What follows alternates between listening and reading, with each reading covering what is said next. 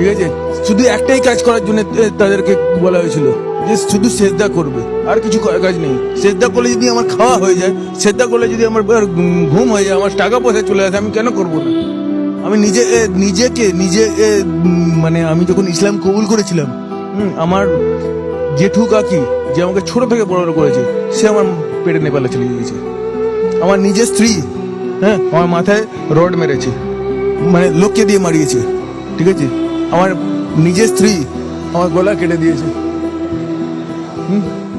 আমার নিজের শাশুড়ি নাকে হাসুই চালিয়েছে, হ্যাঁ। তারপরে আমি ইসলাম ছাড়িনি কেন? যে এটা সত্যি, এটা হচ্ছে আসল ধর্ম, যেটা যেমন অন্ধকার আছে আলো আছে না, হ্যাঁ। আমি বলবো না কোনটা কি আছে, কিন্তু আমি এইটুকু বলছি, ইসলাম যেটা আছে না, আলোর প্রতীক। পুলিশের কাছে দ্বারস্থ হয়েছিলাম, কিন্তু তারা কোনো অ্যাকশন নেয়নি, কারণ আমার পেছনে কেউ ছিল না। ইন দিস টাইম এখন আমার কাছে অনেকেই আছে। ইসলাম আমাকে অনেক কিছু শিখিয়েছে। মারের বদলা মার নয়, মারের বদলা ভালোবাসাও হয়, সেটা কেউ জানে না। তুমি আমায় 1000 বার মারো, আমি 1000 বারই ভালোবাসবো তোমার। আমার পরিচয়, আমি হিন্দু ছিলাম, আমি হিন্দু থেকে ইসলাম কবুল করেছি। এখন আমার আগের নাম ছিল আমার শান্তনু আড্ডি। আমার বাবা হিন্দু ছিল, আমার মাও হিন্দু ছিল, কিন্তু যখন থেকে আমি ইসলাম কবুল করেছি, যেদিন আমি ইসলাম কবুল করি তার একদিন আগে আমি আমার মাকে ইসলাম কবুল করেছি। এখন আমার নাম মোহাম্মদ আব্দুল শুকুর খান। এখন আমি থাকি সন্তোষপুর।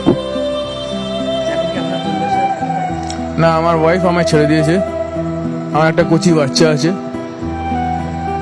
আমার বাচ্চার যখন 2 মাস বয়স ছিল, আমার ওয়াইফ আমায় ছেড়ে দিয়ে অন্য হিন্দু ছেলেকে বিয়ে করে নেয়।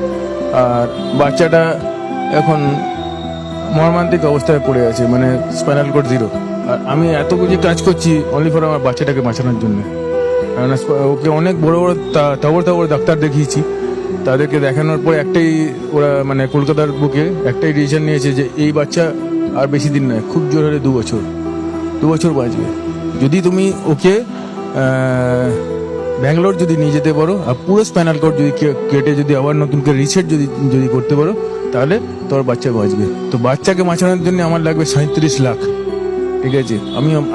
আমি মাত্র এই বডিগার্ডের ডিউটি করি, কোথা থেকে পাবো?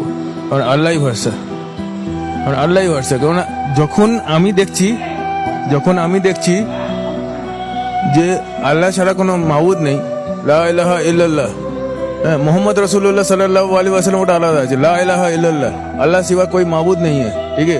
रोने का है तो अल्लाह का सामने और किसी का सामने नहीं, ठीक है।